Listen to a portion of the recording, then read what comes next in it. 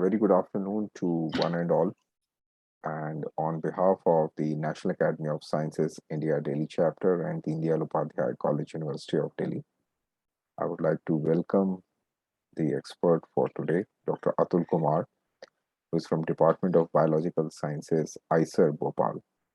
And he'll be talking to us on the topic, the recent advances in methods to visualize biomolecules.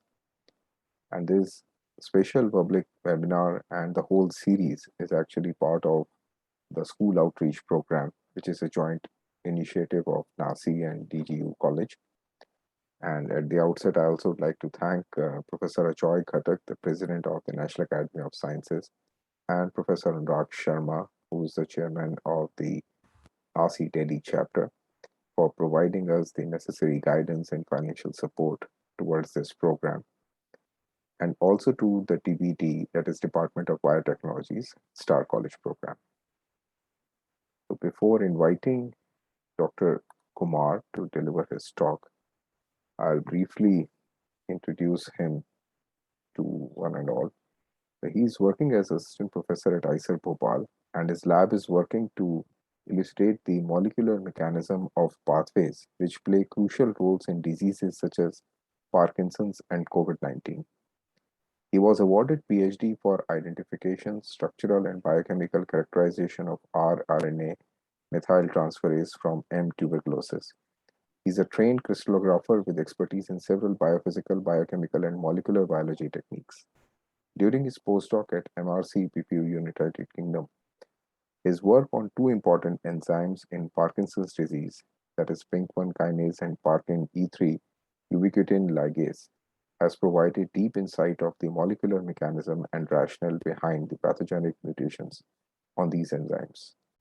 Dr. Kumar is recipient of various national and international awards fellowships, including his most recent accolade Innovative Young Scientist Award by the Department of Biotechnology. With these words, I now request Dr. Kumar to kindly share his screen and enlighten all of us. Thank you very much, Professor Saxena, for kind introduction. So yeah, I'm a structural biologist, and as a scientist, my major interest is in visualizing the biological molecules so that I can understand, so that I can know better about these molecules. And the first question that anyone would ask, why to visualize, right? So I think eyes are one of the major gifts that God has given us.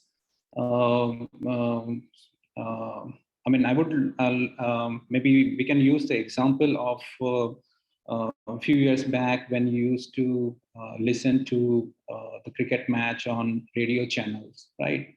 So then when you are listening to the radio channels, what is actually happening? You are listening to someone else's opinion, right? Whereas if you watch the, for example, cricket match on TV, then basically you can see the match and make opinion about the situation by yourself. For example, the commentator may say that, okay, the player has dropped the catch, but from your angle, it may seem like if you're visualizing the match by yourself, if you're watching match by yourself, it may not be a drop catch. It may be actually a very good attempt which just failed. So likewise, in a field of biology, we try to visualize these molecules so that we can know about them, so that we can understand how they function, how they behave, etc. So what are these biomolecules? So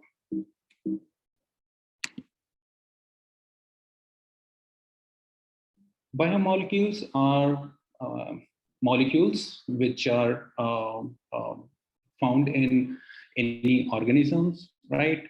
And one of the simplest one is amino acid, or nucleotide. So these amino acids and nucleotides, they are kind of building blocks for one of the major biomolecules, right? Major macromolecules of our system. So for example, nucleotide is the basic unit of RNA and DNA, which is the genetic material. Likewise, amino acids will form peptide or protein. Protein is one of the major macromolecule which is found in our system, and it plays several important role in various biological pathways. Right, then we have got lipid, which is one of the important component of various membranes, right? And then protein, antibodies are like antibodies are another macromolecules which are kind of protein only, right? So now if you look at the biomolecules, you can say that the biomolecules are one of the simplest ones are these nucleotides, amino acids, or sugars. Nucleotides form this DNA, whereas amino acids, they form protein, and these sugars are the component of cellulose. So basically, these are the nucleotides, amino acids, and sugars are the most simplest biomolecules, which further form DNA, protein, or cellulose. And then they can further form, for example, DNA can form the chromosome, and the protein can form, various plasma. It can be part of various membranes. And then you have this cellulose, which is part of cell wall. All these macromolecules which form complexes, they are part of this big cell, right? Now comes the problem of visualization of the biological molecules. And the reason is they are beyond the capacity of our naked eye, right? Because the size of these molecules are very small. So something which is big, you can easily visualize that object. But when it is quite small, then the object is quite small, then it is quite difficult to visualize such molecules. Right. So, for example, if you take cell, within cell, this is your cell, and within cell you have got different organelles. Right. Now it's quite. You cannot definitely visualize these cells by naked eye, but using microscope, right? You can visualize them. But if you want to visualize these macromolecules, it's simply not possible using one of the simplest microscopes, right? So yeah, so in our body we have got various tissues which are meant for a specialized function, right? And within tissue, you have got different organelles, right? So the first level of visualization is, let's say you want to see where is your protein of interest, right? So if you are interested in knowing a particular protein, at what position, in what location of the cell your protein exists, right? That is one of the tracking method for, that is one of the major interest for, scientists to understand where your protein, once your protein is made, which organelle it goes to, right? So that they can understand the function of those proteins. Likewise, where is your DNA present, right? So which part of the organelle your protein is present, or which part of the organelle your DNA is present. So that is one level of understanding about these macromolecules. And one of the ways to one of the things which scientists are interested is to track these molecules, where they are located, where they are present, once they are made, how they are trafficked to different compartments. So in the cells, you have got different compartments, right? And how these proteins are transferred to different compartments, where do they go, right? So if I can probably try to give you another examples.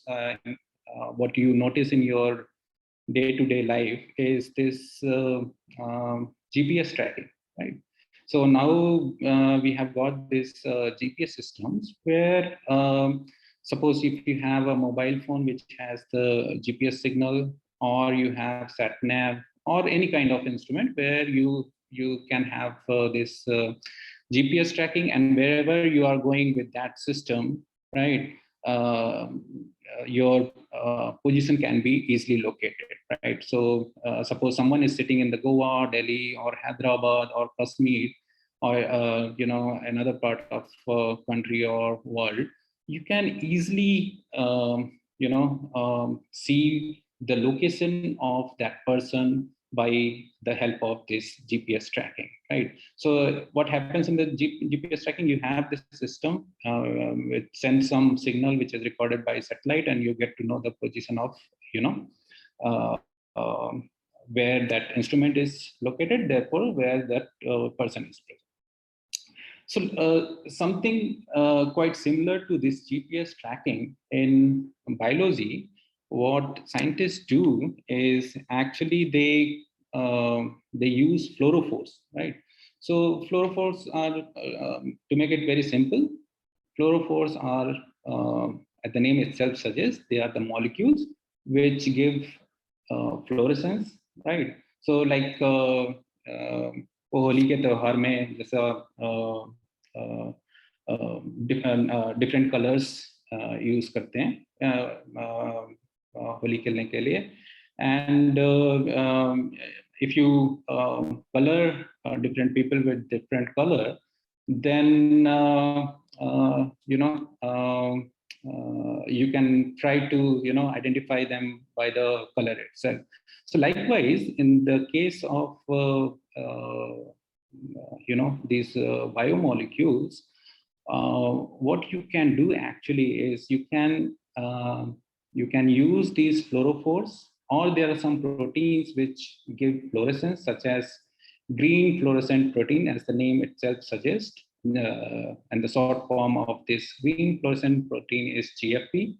So let's say if you want to see where your molecule of interest is traveling to, right? So what you can do is you can attach your molecule of interest with this fluorophore, and then using this advanced microscopy, which can excite the fluorophore and see the emission by that fluorophore and detect where that molecule is present. So this is one of the ways by which scientists see where particular molecule is present, right? How is what is the location of a particular molecule, right? So I can show you a fluorescence microscopy image where people have labeled different biomolecules. So such as in this case, they have labeled the DNA to see where the nucleus is present. Then they have labeled the proteins, and using this fluorescence microscopy, they can see where this protein is located, right? So by this method, scientists can get some idea about how how the molecules are they are transferred to different compartments of the cells, right? So this is I would say this is low resolution information, right? Low resolution means that you get some idea where the protein is, right? or the DNA is. But still, the picture of these biomolecules are not quite clear.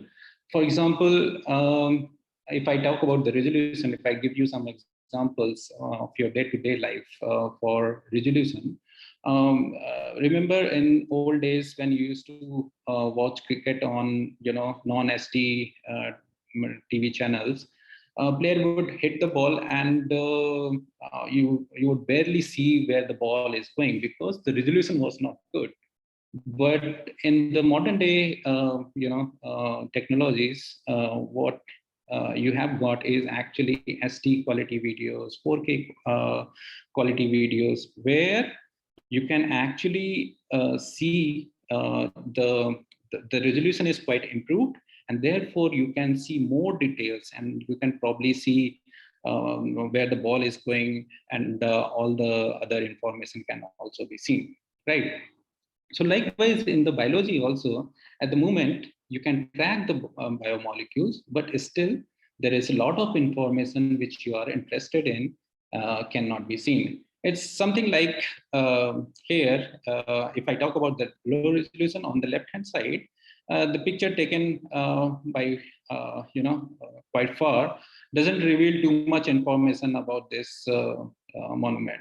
Whereas on the right-hand side, the high-resolution picture taken from the close-up view of the high-resolution picture of this monument reveals a lot of more information. So likewise, you want to gain more knowledge about these biomolecules, but the method, the fluorescence microscopy method, which I just explained, is not enough for that kind of understanding. So there are different methods, different techniques, which actually all these methods itself have seen a lot of evolution in the recent time, where the method has become more powerful to gain more knowledge about these biomolecules.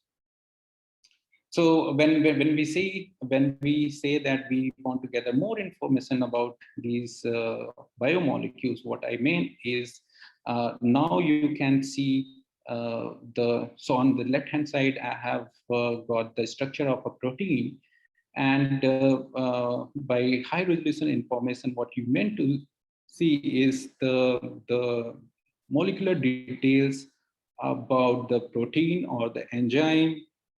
And here you can also see the amino acids. So as I mentioned before that proteins are made up of amino acids, and using such powerful techniques, now you can even see the smallest biomolecule, that is, one of the smallest biomolecule, that is amino acid. Likewise, if you are talking about the DNA, there you can see the information at the nucleotide structure, right? Remember, I told you that DNA is made up of nucleotide, and when you are talking about the high resolution information, using the modern day techniques, you can even see the structure of nucleotide. So what are the different methods which are being used to determine the structure of these biomolecules? One of the most powerful method for this purpose is X-ray crystallography. And as the name itself suggests, you need to make crystals. So for example, you want to understand about any protein, what you need to do is you can purify this protein. So now there are techniques to purify proteins, what you are interested in. And once you purify this protein, you can crystallize them, you can make crystals. And as you know, that the property of crystal is that they can diffract light. So using the X-ray source, you diffract these crystals, and the diffraction data that you collect can be used to generate this high resolution image of the protein, right? So this is one of the most powerful techniques which has seen a lot of revolution in the recent years. And in earlier days, there used to be like scientists, they will, they will make crystals and they will use the X-ray films to collect data. And nowadays, those X-ray films have been replaced by, very high-end detectors, which can give you much better resolution of the data, right? The data collection process is quite fast nowadays. And using the modern day technologies, computational approaches, the data determination, once you have the diffraction pattern, from diffraction pattern to getting the structure of your biomolecule, you need to do lot of mathematics, which is most of the time is not possible for biologists, right? So but now with the recent advances in the techniques, this process has been made automated, right? So now you can just collect the data. आप अपना crystal लेके जाओ, x ray source होगा, data collect हो जाएगा, and there is a pipeline. There are set of softwares जिनमें you deposit your data, अपना data उसमें डालिए, and within few hours बहुत ही जल्द आपको अपना स्ट्रक्चर मिल जाएगा. So these are some of the advancement that had been made in the field of crystallography, which has really helped scientists to understand some of the key enzymes, right? So protein is again, protein is like the major component of our biological system. They regulate, they are like, switch of most of the biological pathways or processes. And therefore it is quite important to understand how these enzymes or protein work. And this has been one of the most powerful technique to visualize any biomolecule. Then comes the one of the very recent technique, which is this cryoelectron microscopy. And there are limitations of every technique.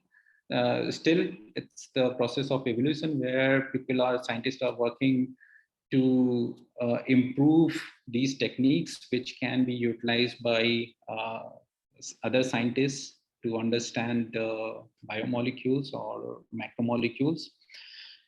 So in recent years, this technique has come up where very large. So when you talk about these macromolecules, biomolecules, some of them are small, some of them are very huge, right? And the technique that you use for visualization of these molecules depends upon the shapes and size of the not actually shape, but the size of the molecule. Some of the decent size proteins can be easily determined by X-ray crystallography, but as the size of the protein, let's say protein, goes bigger and bigger, then it becomes very challenging to crystallize such molecules. And then comes the advantage of this new technique, which is this cryoelectron microscopy, where actually you don't have to make crystals, right? But the disadvantage of the current disadvantage, I mean, I'm sure in the coming years, this problem can be rectified. But the current challenge with this technology is that this is limited for only very big molecules, right? When the size of the molecule is not quite big, then this technique is still, I mean, still scientists are working on that problem, but this is very powerful technique if you have very big molecules, protein DNA complexes, protein RNA complexes, and as the size grows bigger, this technique is very handy. Right. So it's you can say it's kind of a simple microscope, which is more powerful, and it can visualize some of the major or bigger macromolecule. Right. And here I have all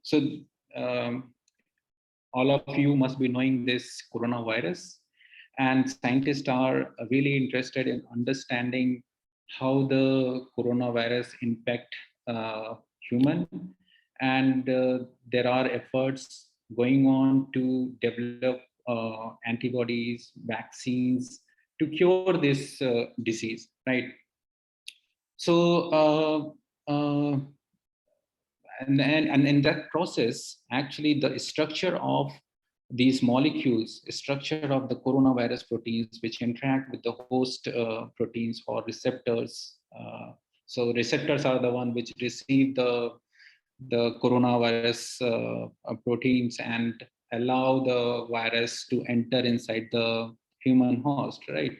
So scientists are trying to understand how this process takes place and what can be done to stop this process, right? So here I've shown you one of the very recent structure which was solved by using this cryoelectron microscopy, where you can see the colored one is the spike protein. I don't know, maybe you might have heard the name of this protein. This is a spike protein of coronavirus 2, and this is the protein which interacts with the receptor of the host, right? And in this structure, they have captured a complex of this spike protein of coronavirus, which is bound to the antibody, right? So using this technique, they can now understand how this antibody binds to this spike protein, so that they can understand the mechanism of neutralization, right? So the antibodies, there are antibodies which binds to this viral protein and then neutralize, right? So neutralize this virus protein, and therefore it won't be able to infect the host. Right. So this technique is being heavily used in recent days, where people are solving many structures of coronavirus spike protein along with the receptor protein from human, and coming up with the mechanisms which are going to be very useful for developing vaccine or antibodies for treatment of this disease. So yeah, this is one of the techniques which is coming up very nicely and helping a lot scientists who are trying to understand the structure of biomolecules, and which can be used for therapeutic purpose. Then comes another method, which is NMR. It's nuclear magnetic resonance techniques, where in the previous two techniques, I told you that they have their own limitation. In the X-ray crystallography, you need to make crystals, and in the case of cryo-EM, you need to have a certain size of the biomolecule that can be visualized. Likewise, in this case, in the case of NMR, this is quite a useful technique when the size of biomolecule is not quite big. And here you do some labeling of your protein so that it can have this NMR properties, and the data can be collected, and then you solve the data to understand the structure of these biomolecules. biomolecule. So this is another one of the technique which have also seen quite a bit advancement in the kind of the data determination and all those things to determine the structure of biomolecules. Then there is another technique which is which has recently picked up in last like 2-3 years, where you know that if you're talking about your protein molecule, you know that your protein has got this carbon, hydrogen, nitrogen, oxygen, right? So the hydrogen which is present on your protein can be exchanged with, so the hydrogen can be exchanged with the isotope, right? And this exchange, if you treat your protein with this deuterated water, then the hydrogen can be exchanged with this heavier isotope. And using the mass spectrometry is one of the technique by which you can analyze the mass of your biomolecules. And by using this high-end mass spectrometry, what you can do is you can see how much of the hydrogen has been exchanged with this heavier isotope. And using this technique, you can try to understand the protein-protein interaction, right? So for example, if let's say this is one protein, this is another protein, and these two proteins are interacting with each other, then what will happen?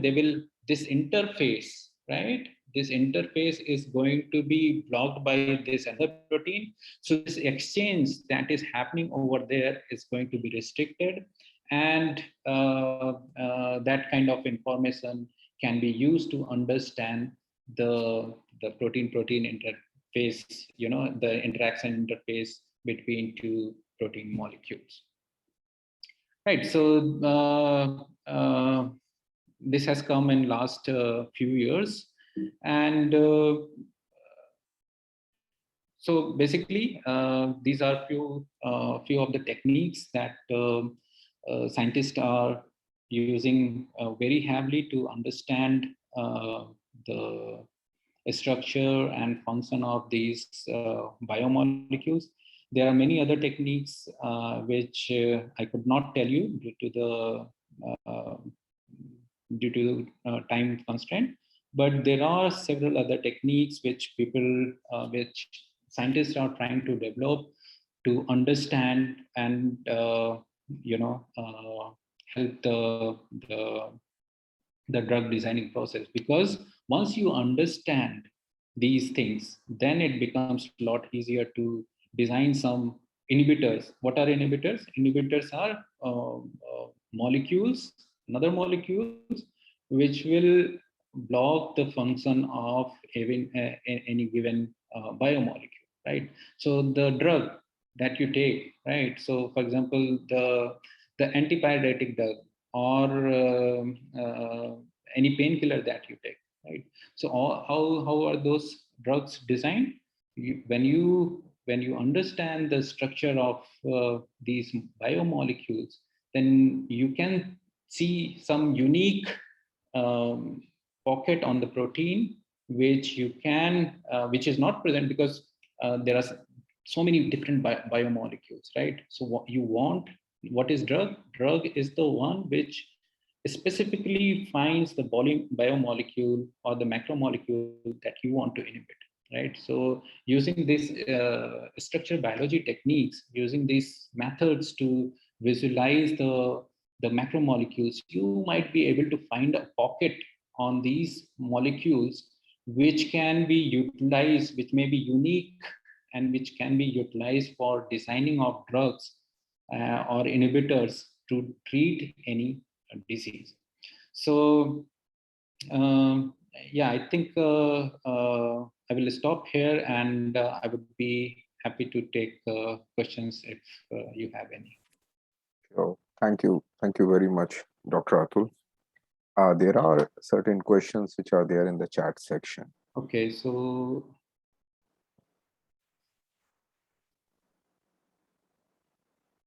So if you can take up the questions, whichever you feel, or you would like to club them, because they are of wide variety. So biomacromolecules are supposed to have different structural shapes, forms in fluid medium and in solid state. So can XRD taken in solid state really give the actual structure of the biomacromolecules in their working environment? Nitin has asked this question, and I must say that it's quite important and quite relevant. And yes, there are multiple conformations of any macromolecule, and the uh, one thing is that even when you crystallize any protein molecule, there are certain degree of conformational flexibility. But yes, when you crystallize macromolecule, you are kind of pushing the whole macromolecule in one conformation. So to certain degree, yes, the crystallography can result in only one conformation, right? So very rarely, or sometimes you might be able to see. So suppose in your crystal you have two molecules, and sometimes what you may be able to see is that uh, um, one molecule has one conformation, whereas another molecule has another conformation. So sometimes different conformations can be captured by this method, but yes, most of the time it captures only one of the conformations, and therefore there comes the importance of the other technique, that is the cryoelectron microscopy, and that is done in the solution, and you might be able to capture all the different conformation of protein.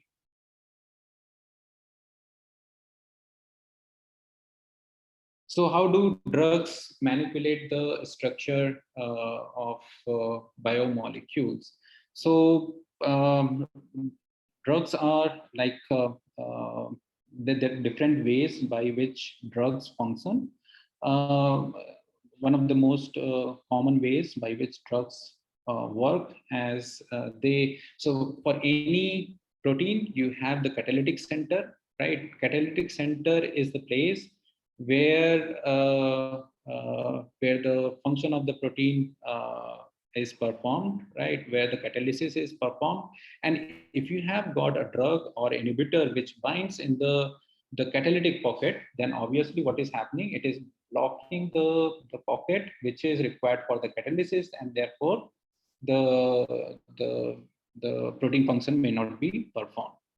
The other way is the allosteric effect, where let's say this is your catalytic center, and your protein is not binding in the catalytic center. It is binding in some other interface, and once it binds over there, let's say the shape of your molecule is like this, and which is the one which is required for the function of this protein.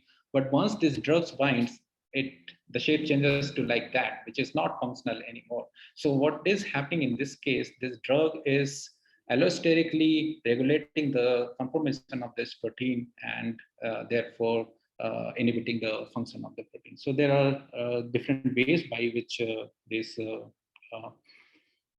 drug molecules work. Um,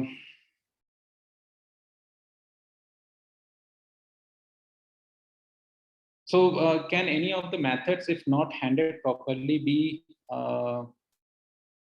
harmful? Yes. So that is another thing which has improved in the recent years. For example, I gave you the example of X-ray crystallography. X-ray are very, extremely dangerous if somebody is exposed to X-rays, right? So therefore, there are measures taken when you go to collect your data using these X-rays. There are measures taken. So the the the place, the room, the lab where you do this experiment, it's separated. They make this hutch where you have got this instrument where you use X-ray. So you go in that room, right? And you can only enter in that room when the supply of X-ray is, restricted. When there is no supply of X-ray beam in that room, right? As soon as there are automated systems now that as soon as you open the room of you open the door of that room, the supply of this X-ray is terminated, so that the person who is entering in that lab is, protected for any any damage by the X-ray.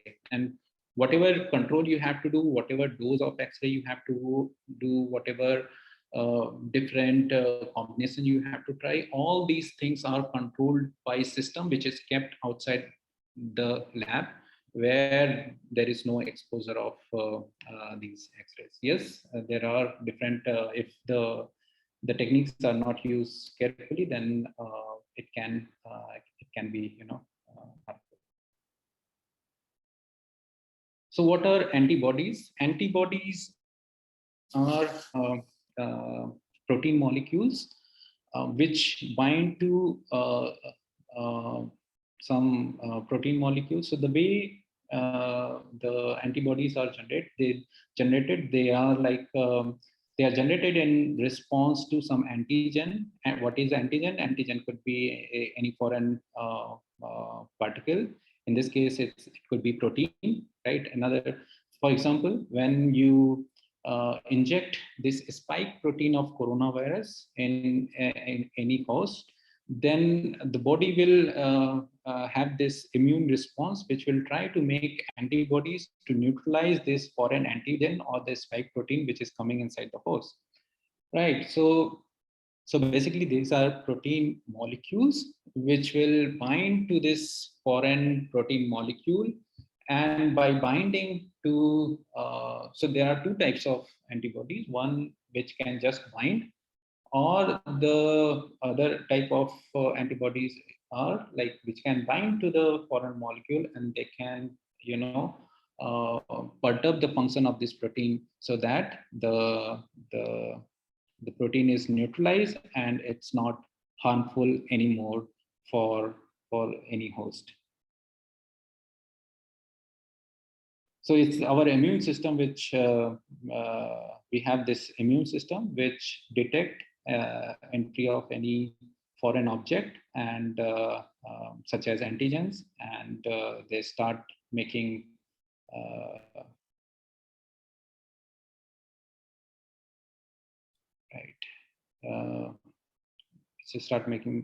antibodies.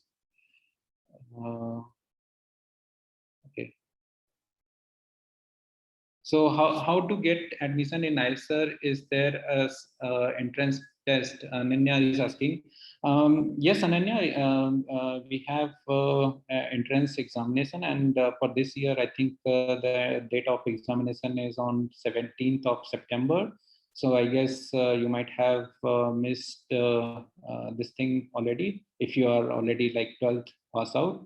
But if you are going to apply next year, so I think sometime after, I mean, because of the coronavirus, this thing is delayed this year and the last year as well. But I think hopefully next year we should be on time for our entrance examination, and I think it should start sometime after May or June, right? So yes, there is national level IISER entrance examination, which you can qualify and get selected to study in one of the IISERs. So what do we mean by domain in protein structure? So domain is like, you might have heard, ये तुम्हारा domain है, ये मेरा domain है, right? So domain is certain region of a protein which can work independently, right? So there could be there could be multiple domains on protein, and they can perform different function. And these domains, by definition, these domains can work on their own.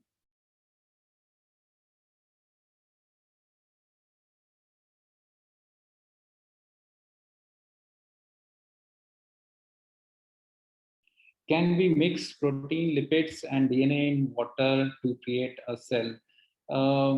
I don't think creating a cell is that easy. There are a lot more other components which are required, but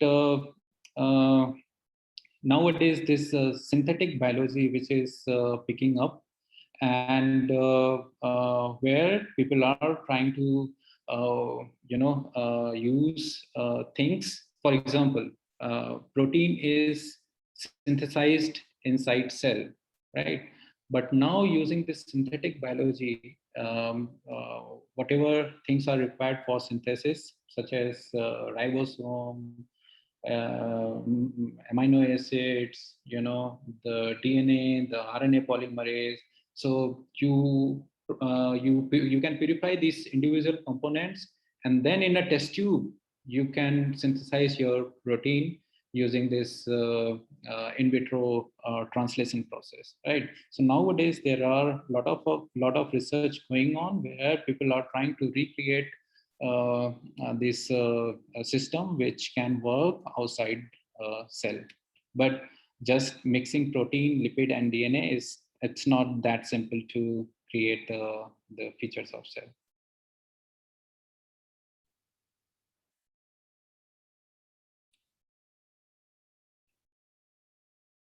So what is DNA composed of? DNA is majorly made up of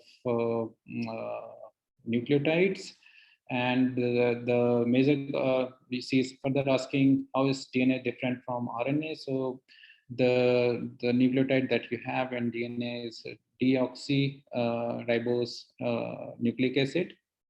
So the full form of DNA is deoxyribonucleic acid, whereas the full form of RNA is ribonucleic acid. And the name itself suggests deoxy means one of the hydroxyl group is not present on the sugar, which is present in DNA. And other major difference between DNA and RNA is that DNA is double stranded. Therefore, any damage to DNA is not as lethal as if you have any damage on the RNA, because RNA is single stranded.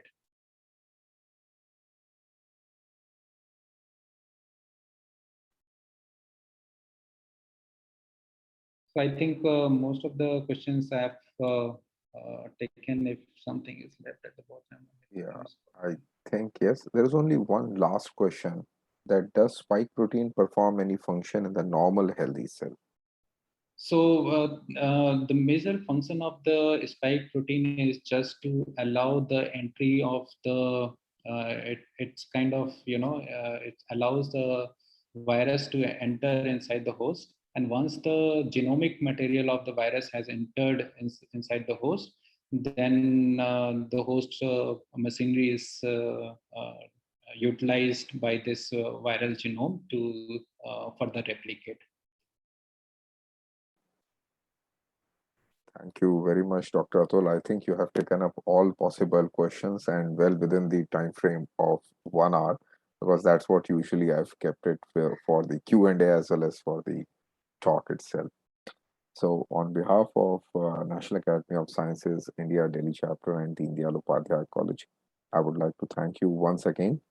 And I also would like to thank all the students and the school teachers and other faculty members and the undergrad, postgrad students who have attended this webinar. And I invite all of you for another interesting webinar in the series, which we are going to have tomorrow. That is on the topic of exoplanets and black holes. So thank you very much. Thank you very much. Thank you very much.